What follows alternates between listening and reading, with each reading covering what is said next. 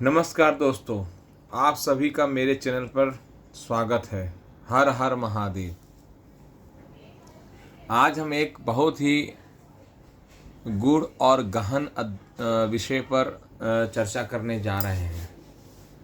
विषय जो है वह यह है कि जब माता को गर्भ ठहरता है तो गर्भ ठहरने के जो समय है, अगर बच्चा अगर पितृपक्ष में अगर जन्म ले रहा है तो वह शुभ है, और अगर बच्चा नवरात्र में जन्म ले रहा है तो भी शुभ है। लेकिन पितृपक्ष में गर्भ ठहरना और नवरात्र में गर्भ ठहरना ये ठीक नहीं है, ये अशुभ माना जाता है।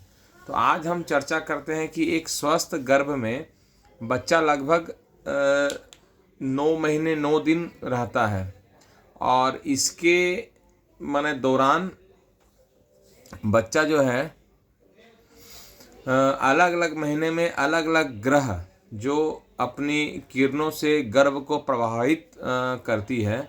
जब बच्चा माँ के पेट में रहता है तो नवग्रहों का अलग अलग महीने में जो प्रभाव रहता है, तो आज हम जानेंगे कि 9 महीने में कौन कौन से ग्रह का प्रभाव रहता है, और वह अगर नीच का है या गोचर उसका खराब है तो हम किस तरह से इसे क्या खान पान में बदलाव कर सकते हैं, जिसके कारण से हमें उस ग्रह का खराब फल ना मिले, उचित फल मिले हमें। तो चलिए हम आज आरंभ करते हैं एक गर्भस्थ शिशु के 9 ग्रह किस तरह प्रभावित करते हैं उसको। तो एक स्वस्थ गर्भ में बच्चा लगभग 9 महीने 9 दिन रहता है, और अलग अलग महीने में अलग अलग ग्रह अपनी किरणों से गर्भ को प्रभावित करती है। हर ग्रह अपने स्वभाव के अनुसार बच्चे के शरीर के भागों को विकसित करता है। अगर कोई ग्रह गर्भ में पल रहे बच्चे के समय कमजोर है तो उसके उपाय से उसको ठीक किया जा सकता है। तो इसका हम उदाहरण के रूप में आपको हम प्रस्तुत करते हैं कि जो पहला महीना जो होता है गर्भ का, वो पहले महीने गर्भ से 1 महीने तक शुक्र का प्रभाव रहता है गर्भ पर। अगर गर्भावस्था के समय शुक्र कमजोर है तो शुक्र को मजबूत करने का जो उपाय है वो करना चाहिए। अगर शुक्र मजबूत होगा तो बच्चा स्वस्थ होगा, सुंदर होगा। और उस समय स्त्री को स्वास्थ्य, तो इसको कैसे किया जाए, तो जो गर्भस्थ स्त्री है उसको उस समय स्वास्थ्यवर्धक व चटपटी चीज़ें खानी चाहिए, जिससे क्या होता है, शुक्र मजबूत होता था। और देवी माँ की पूजा उपासना करनी चाहिए। इस समय के दौरान शास्त्रों में कुछ विशेष मंत्र बताए गए हैं जिनका शुक्र का जाप करना चाहिए। शुक्र जो है वो देवी का जाप करने से मजबूत हो जाता है, और जो खाना पीना है, जो चटपटी चीज़ें खाइए, उससे भी शुक्र मजबूत होता है। अब हम बात करते हैं गर्भ का जो दूसरा महीना होता है, तो दूसरा महीने पर किस ग्रह का प्रभाव रहता है। तो दूसरे महीने पर जो प्रभाव रहता है वो रहता है मंगल का। मंगल ग्रह का जो प्रभाव रहता है, मंगल ग्रह के प्रभाव से बच्चों के शरीर और शक्ति को यह ग्रह प्रभावित करता है। इस माह में मीठे फल एवं मिठाइयाँ खाकर मंगल को मजबूत करें तथा लाल वस्त्र ज़्यादा धारण करें। इस समय मंगल ग्रह के कुछ विशेष उपाय भी करने चाहिए। मंगल के जो मंत्र हैं, कुछ जो शास्त्र में लिखे हुए हैं, उनका भी आप पठन पाठन कर सकते हैं। अब हम चलते हैं तीसरे महीने में। तो तीसरे महीने में किस ग्रह का प्रभाव सबसे ज़्यादा रहता है, तो तीसरे महीने में गुरु का प्रभाव रहता है। गुरुदेव बृहस्पति का प्रभाव रहता है, जो बच्चे के ज्ञान व बुद्धि को प्रभावित करता है। तीसरे महीने में दूध और केसर से बनी मिठाइयाँ या पकवान का सेवन करें तथा पीले वस्त्र ज़्यादा धारण करें, क्योंकि पीला वस्त्र जो है वो गुरु से संबंधित वस्त्र है। और शास्त्रोक्त गुरु ग्रह के कुछ विशेष उपाय हैं, उन्हें भी करना चाहिए।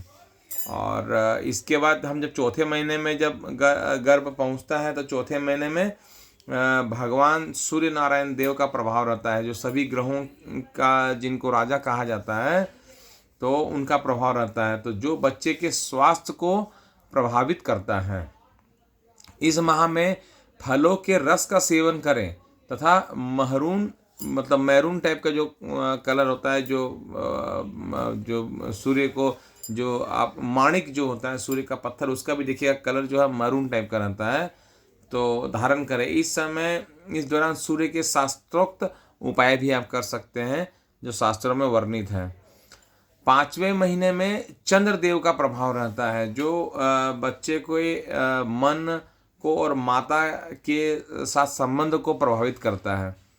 चंद्र जो है वो सीधा सीधा माँ से जुड़ा हुआ है और सूर्य जो है वो सीधा सीधा पिता से जुड़ा हुआ है, तो माता के को प्रभावित करता है, जिस कारण से क्या होता है कि इसको मजबूत करने के लिए हमें दूध, दही, छाछ, चावल, सफ़ेद चीज़ों का सेवन करना चाहिए और सफ़ेद वस्त्र ज़्यादा से ज़्यादा पहने और चंद्रमा के शास्त्रोक्त उपाय करें।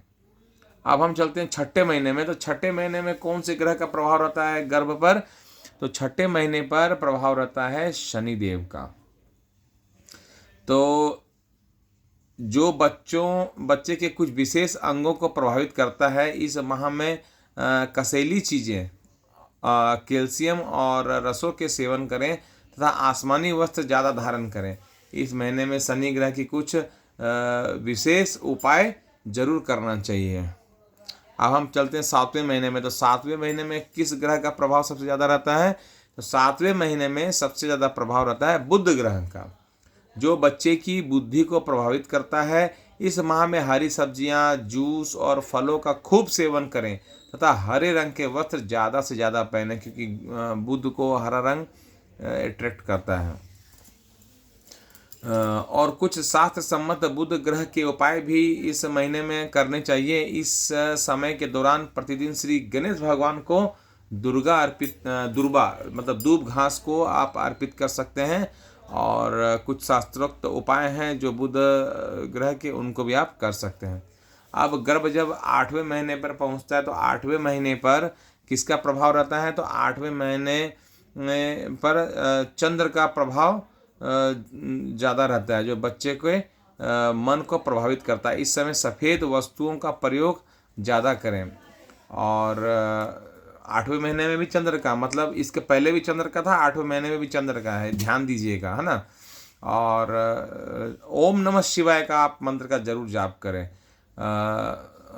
क्योंकि जो भगवान शिव के मस्तक पर जो चंद्रमा विराजमान है, तो भगवान शिव को जब हम जल अर्पण करते हैं तो अगर आपका चंद्रमा कमजोर है तो चंद्रमा आपका शुभ फल देने लगता है। तो ओम नमः शिवाय का मंत्र का जाप करें और जल को हमेशा मंत्रों से अभिमंत्रित कर कर ही पिएं। जो भी जल आप पीते हैं उसको मंत्र से अभिमंत्रित कर कर ही पिएं। और 9वें महीने में किस ग्रह का प्रभाव रहता है? तो पुनः देखिए 9वें महीने में फिर से सूर्य का प्रभाव आ जाता है, जो बच्चों के स्वास्थ्य को प्रभावित करता है। इस माह में आप गायत्री मंत्र का जाप करें, क्योंकि गायत्री मंत्र जाप करने से एक गायत्री जो है वेदों का सार है, और गायत्री जप करने से आपके अंदर में एक ऐसी ऊर्जा का संचार होता है जो ब्रह्मांड से जुड़ी हुई ऊर्जा होती है। तो आप गायत्री मंत्र का जाप कर सकते हैं। इस दौरान घर में एक छोटा सा गायत्री यज्ञ हवन करें और सूर्य से संबंधित उपाय करें और दान पुण्य इत्यादि जरूर करें। तो इसमें कुछ नोट करने लायक आप लोग के लिए है कि यदि किसी महीने में गोचर के समय संबंधित ग्रह अस्त, वक्री इत्यादि है तो उस समय के दौरान उस ग्रह के उपचार जरूर करें, जिससे कि ग्रह का शुभ प्रभाव गर्भस्थ शिशु को प्राप्त हो। मैंने आपको प्रथम में ही बताया था कि ग्रह अगर अनुकूल है तो अच्छा हो जाएगा, अगर ग्रह नीच का बैठा हुआ है तो भी, और गोचर अगर प्रभावित करता है तो भी आपको अच्छा फल देगा। तो हम इसी तरीक़ा से हर महीने अपना जो है वो शास्त्रोक्त उपाय कर सकते हैं। अच्छा, इसमें एक ध्यान रखने की बात यह है कि जितना गर्भ ग्रहों की किरणों से तपेगा और जितना शास्त्रोक्त नियमों का पालन होगा, उतना ही बच्चा स्वस्थ, मेधावी और बच्चे का भविष्य भी अच्छा होगा। देखिए कितनी अच्छी बात की गई है।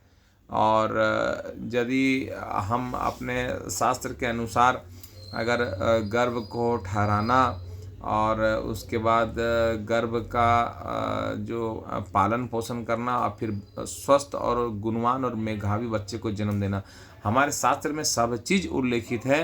क्योंकि हम शास्त्र से विमुख होते जा रहे हैं, जिस कारण से हमें इन सब चीज़ों का ज्ञान नहीं है।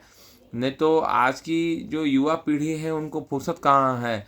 जो ऋषि मुनि जो लिख के चले गए हैं तो वो ऐसे थोड़ी लिख के चले गए हैं। तो इसलिए अब अभी की जो युवा पीढ़ी है वो थोड़ी सी मतलब समझदार हो रही है और वो मुड़ रही है वापस, आओ चलो लौट चले घर की ओर। अब वो मुड़ रही है। अब उनको अच्छी अच्छी किताबें पढ़ना, शास्त्र का ज्ञान लेना उनको समझ में आ रहा है। तो अगर कोई भी व्यक्ति अभी गर्भधारण माने कंसीव करना चाहती हैं, कोई कपल्स, अगर कोई स्त्री, तो आप इन सब नियमों का पालन कर सकती हैं। तो मेरी द्वारा दी गई जानकारी आपको कैसी लगी तो ये हमें आप ज़रूर बताइएगा। और हमें आपके सुझाव का बहुत इंतज़ार रहता है। आप मैसेज कीजिएगा, कमेंट कीजिएगा और लाइक कीजिएगा तथा मेरे चैनल को सब्सक्राइब कीजिए। मेरा वीडियो देखने के लिए आप लोगों का बहुत बहुत अंतर्हृदय से धन्यवाद।